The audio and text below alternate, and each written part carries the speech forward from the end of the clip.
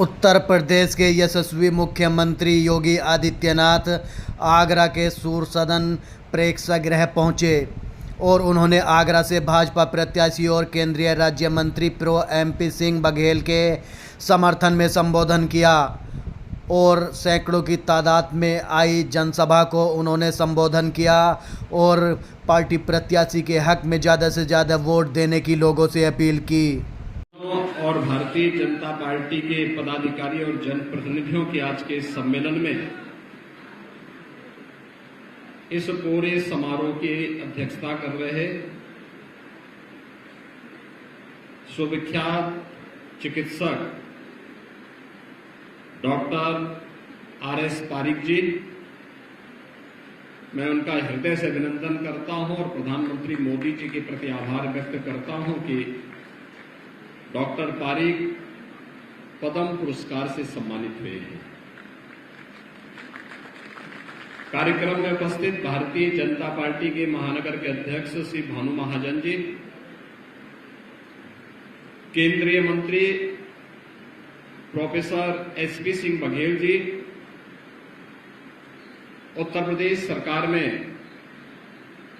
Cabinet के मेरे वरिष्ठ सहयोगी उच्च शिक्षा मंत्री श्री योगेंद्र उपाध्याय जी,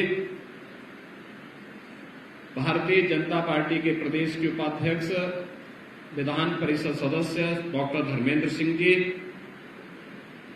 प्रदेश महामंत्री श्री राम प्रताप सिंह चौहान जी, महापौर श्रीमती हेमलता दिवाकर जी, विधान परिषद सदस्य और प्रदेश के मंत्री श्री विजय शिवहरे जी, मान्य विधायकगण डॉक्टर JS धर्मेश जी, पुरुषोत्तम खंडेलवाल जी, धर्मपाल सिंह जी, संजीव दिवाकर जी, लोकसभा के प्रभारी श्री सुनील टंडन जी, संयोजक TN अग्रवाल जी, यादवेंद्र शर्मा जी और भारी संख्या में आगरा के सभी हमारे प्रबुद्धजन, उपस्थित बहनों और भाइयों,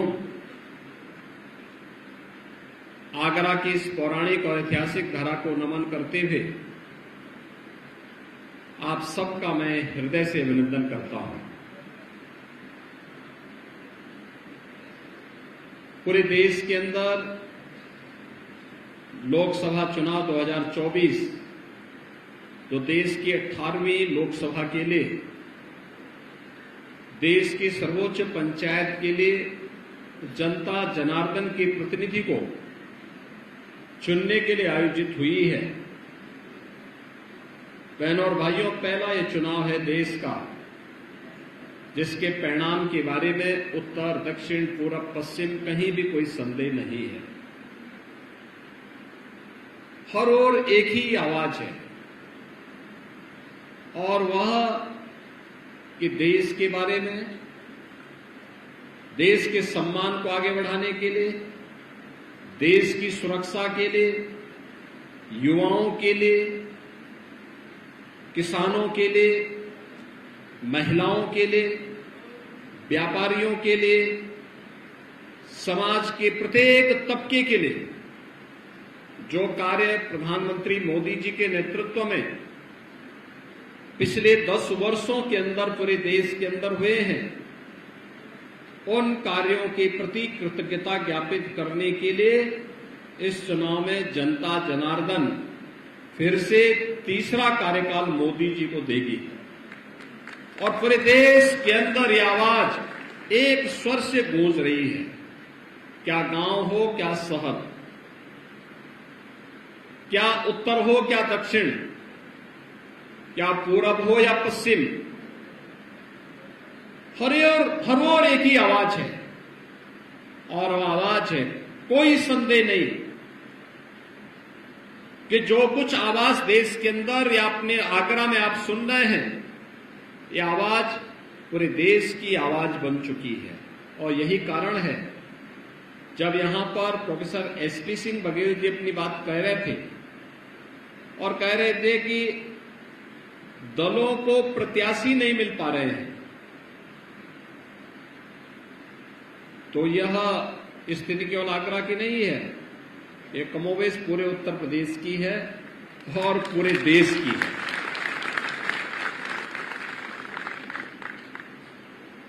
आपने बदलते हुए भारत को देखा है और हमारी पीढ़ी इस मामले में सौभाग्यशाली है कि हम न केवल बदलते हुए भारत को देख रहे हैं बल्कि विकसित भारत की संकल्पना को साकार होते हुए भी देख रहे हैं। आपने देश और प्रदेश के परसेप्शन को बदलते हुए देखा है। यही भारत था, दुनिया में सम्मान नहीं था और आज हर भारतवासी दुनिया के अंदर कहीं भी जाएगा गर्व के साथ सीना तान करके वो बोलता है मैं भारत का निवासी हूं, तो सामने से जवाब आता है मोदी का भारत। मोदी जी के नेतृत्व में 140 करोड़ भारतीयों का दुनिया के अंदर गौरव बढ़ा है और नहीं देखना है, अन्य जगह छोड़िए।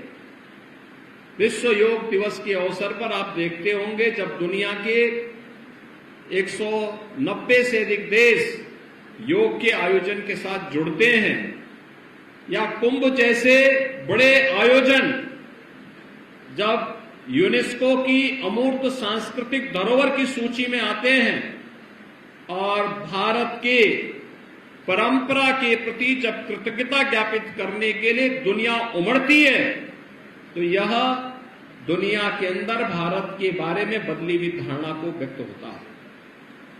उसके एक उदाहरण है, सीमाएं सुरक्षित हुई हैं। आज भारत के अंदर घुसपैठ नहीं हो सकती, दुश्मन जब मर्जी तब भारत की सीमा में नहीं घुस सकता। उसे मालूम है भारत की सीमा का अतिक्रमण का मतलब उसकी जो जोरदार प्रतिक्रिया होगी वह कई पीढ़ियों को, देश को, दुश्मन को उसकी कीमत चुकानी पड़ेगी और इसलिए कोई अतिक्रमण नहीं करता। देश के अंदर इंफ्रास्ट्रक्चर किस रूप में, highway, railway, metro, air connectivity,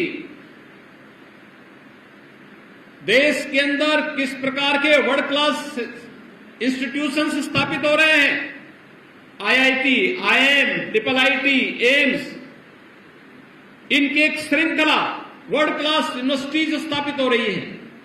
ये दिखाती है ये नए भारत में हम दुनिया की आवश्यकताओं की पूर्ति के लिए न केवल 140 करोड़ भारतीयों के लिए बल्कि दुनिया की आवश्यकता की पूर्ति का माध्यम भारत को बनाएंगे और भारत उसको लीड करेगा, भारत उसको नेतृत्व देगा। इस भाव के साथ आज भारत के अंदर कार्य हो रहा है। गांव की कनेक्टिविटी बढ़ी है। कोई सोचता था हर घर नल की योजना साकार हो पाएगी? कोई सोचता था गरीब के घर में शौचालय बन पाएगा? कोई सोचता था गरीब को रसोई गैस के कनेक्शन मिल पाएंगे? कोई सोचता था कि आपके हाथ में जो स्मार्टफोन है, ये स्मार्टफोन आपकी जिंदगी को और पूरी दुनिया को आपकी जेब में रख करके आपके कार्य को और सरल और आसान कर देगा। आज सारा का सारा कार्य अपने स्मार्टफोन से आप कर पा रहे हैं। ये नए भारत की तस्वीर है और इस नए भारत के बारे में दुनिया की धारणा बदली है। बहनों और भाइयों, अगर भारत के बारे में दुनिया की धारणा बदली है तो गत 7 वर्ष में उत्तर प्रदेश ने भी प्रधानमंत्री मोदी जी के मार्गदर्शन में जो ऊंचाइयां हासिल की है वो आप सबके सामने है। आज जब सुरक्षा की बात आती तो लोग उत्तर प्रदेश को याद करते हैं।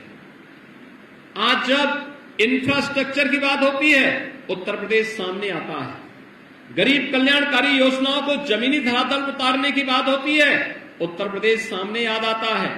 और जब देश के अंदर इतनी बड़ी आबादी के लिए बुनियादी सुविधाओं को आपूर्तिकर्ता के रूप में गांव हो, गरीब हो, किसान हो, नौजवान हो, महिलाएं हो, समाज के प्रत्येक तबके तक बिना भेदभाव के इन योजनाओं को पहुंचाने की बात होती है, तब उत्तर प्रदेश एक लीड रोल में देश के अंदर दिखाई देता है। उन स्थितियों में लोकसभा का चुनाव है। लोकसभा का चुनाव बहुत स्पष्ट है, दो ध्रुवों में पहले से विभाजित हो चुका है। एक जिनके लिए परिवार प्रथम है, फैमिली फर्स्ट बनाम नेशन फर्स्ट,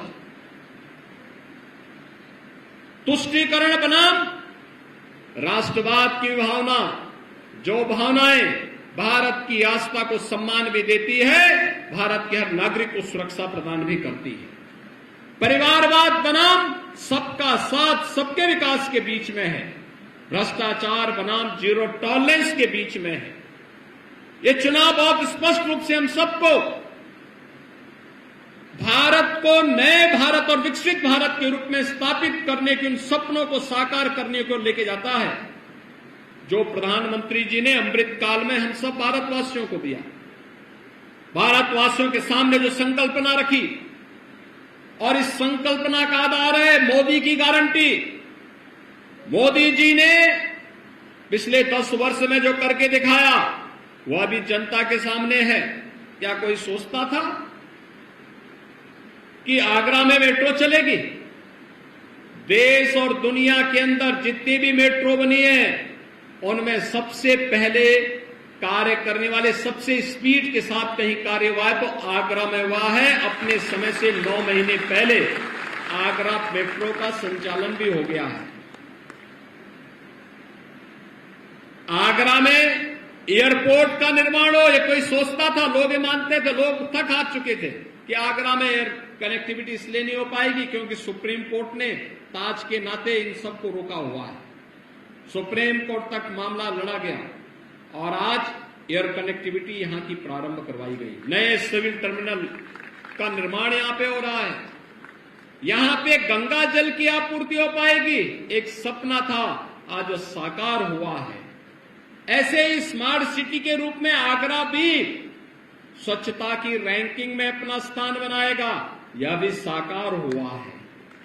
बहनों और भाइयों, आगरा अपनी नई पहचान के साथ जहां आगे बढ़ रहा है, वही कई प्रतिमान स्थापित किए हैं प्रदेश ने, देश के अंदर और देश ने दुनिया के अंदर। कोई सोचता था इससे पहले कि 500 वर्षों का इंतजार समाप्त होगा और अयोध्या में प्रभु राम का भव्य मंदिर का निर्माण कार्य भी होगा? ये सपना था, लेकिन साकार हुआ है। ये जो कभी सपना हुआ करता था, आज वो साकार होता हुआ दिखाई दे रहा है।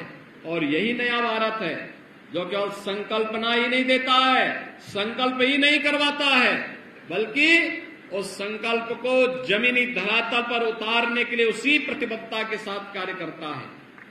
लोग आज पूछते हैं कभी कभी कि आज जो आप कह रहे हैं, या भारतीय जनता पार्टी के लोग जो कह रहे हैं, इसकी 100% होने की गारंटी क्या है?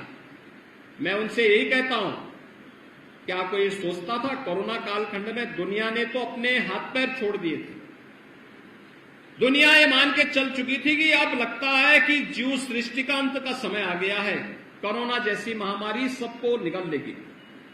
लेकिन उस समय भी प्रधानमंत्री मोदी जी डट करके सामने खड़े हुए, उन्होंने कहा नहीं, हम इस महामारी को हरा करके रहेंगे।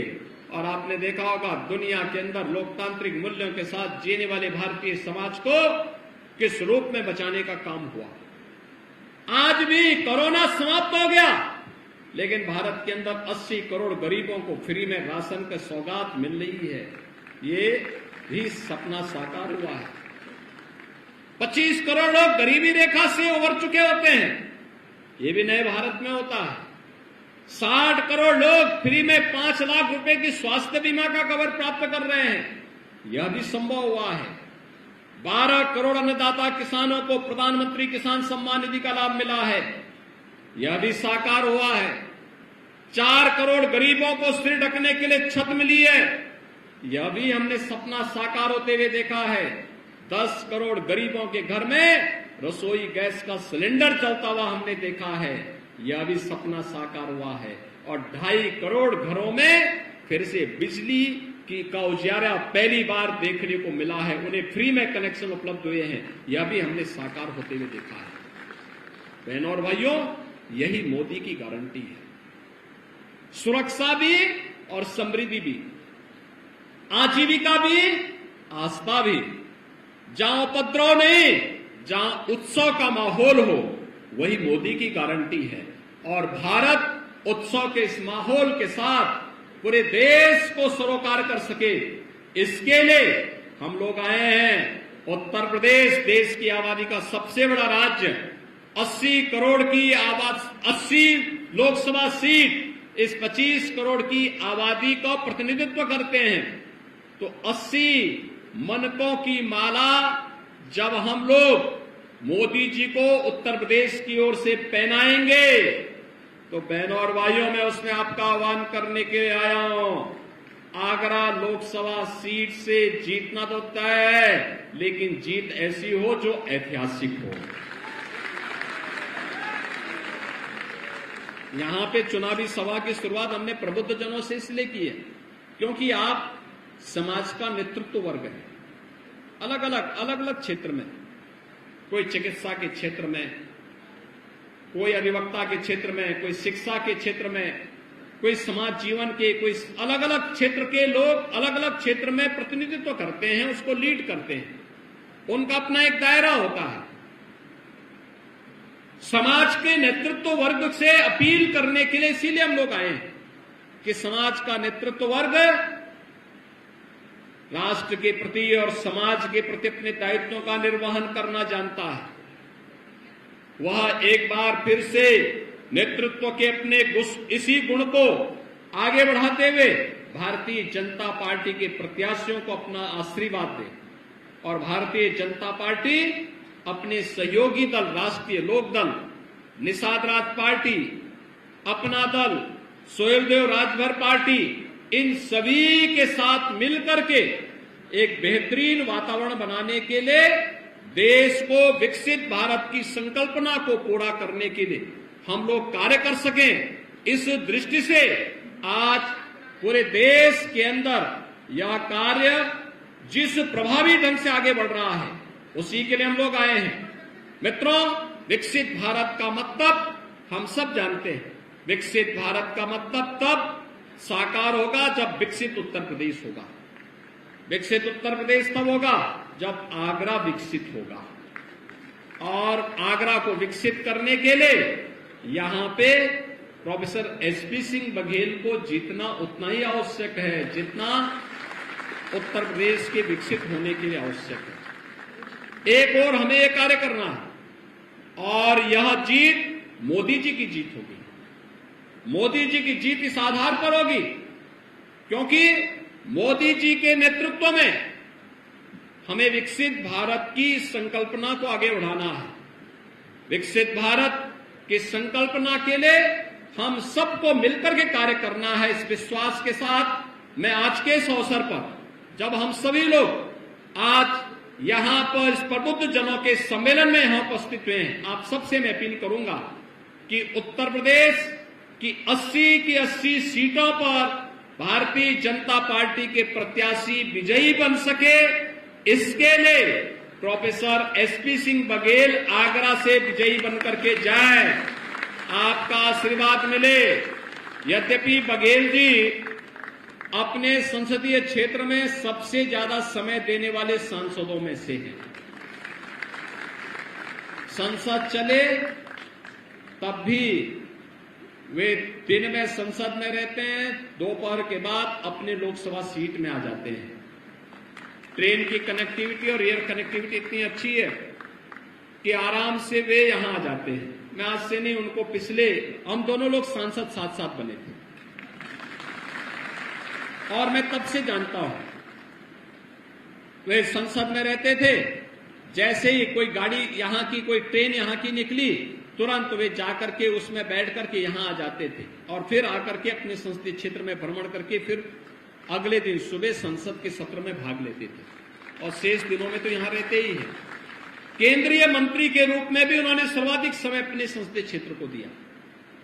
लेकिन मित्रों, लोकसभा चुनाव के दौरान यह अपेक्षा करना कि प्रत्याशी घर घर जा सके अत्यंत कठिन है। 5 साल घुमाइए, 5 साल बुलाइए, लेकिन लोकसभा चुनाव के दौरान तो आपको ही एसपी सिंह बघेल बनना पड़ेगा और मोदी जी का प्रतिनिधि बनना पड़ेगा। तो मोदी जी के प्रतिनिधि के रूप में प्रोफेसर एसपी सिंह बघेल बनकर के घर घर जाकर के मतदान की अपील करना है और मतदान के लिए प्रत्येक व्यक्ति को मतदान स्थल पर लेके जाना है। उस समय तक तापमान कुछ बढ़ चुका होगा। वैसे भी इस क्षेत्र में ब्रजभूमि में टेम्परेचर कुछ ज्यादा हाई होता है। उन स्थितियों में हम लोग इस बात को ध्यान में रखेंगे कि हमें गर्मी सर्दी की परवाह किए बगैर इतने वोटों से चुनाव जिताना है। याद रखना कि पिछली बार हर बूथ पर जितना वोट मिला है, हर बूथ पर मैं भी भानु से यही पूछ रहा था, उन्होंने कहा हमारी बूथ संरचना अच्छी हो चुकी है, पन्ना प्रमुखों की बैठक हो चुकी है, अब एक एक मतदाता पे हम काम कर रहे हैं। और मैं आपसे अपील करूंगा कि मोदी जी ने देश के अंदर आतंकवाद की एक समस्या का समाधान किया, कश्मीर से धारा 370 को समाप्त किया। हर बूथ पर जितना वोट पिछली बार मिला था उसमें 370 और जोड़ने का प्रयास करेंगे। हर बूथ पर जितना वोट पिछली बार मिला था उसमें मोदी जी को कृतज्ञता ज्ञापित करते हुए 370 वोट और हम लोग जोड़ेंगे। अगर आप 370 वोट हर बूथ पे जोड़ पाएंगे तो बहनों और भाइयों, कोई कारण नहीं, रिकॉर्ड वोटों से आपके प्रत्याशी देश की संसद में जाएंगे और देश की संसद में आगरा का डंका बजता हुआ दिखाई देगा। इस विश्वास के साथ मैं एक बार फिर से आप सबके प्रति हृदय से धन्यवाद देता हूं, आपका अभिनंदन करता हूं और आपसे अपील करता हूं, घर घर जाकर के चुनाव के लिए भारतीय जनता पार्टी के प्रत्याशी को भारी बहुमत से विजयी बनाने के लिए और मोदी जी को तीसरा कार्यकाल देने के लिए, विकसित भारत के लिए, ग्लोबल लीडर भारत के लिए फिर से मोदी जी को तीसरे कार्यकाल के लिए विजयी बनाने में अपना योगदान देंगे। आप सबको मेरी शुभकामनाएं। धन्यवाद। जय हिंद।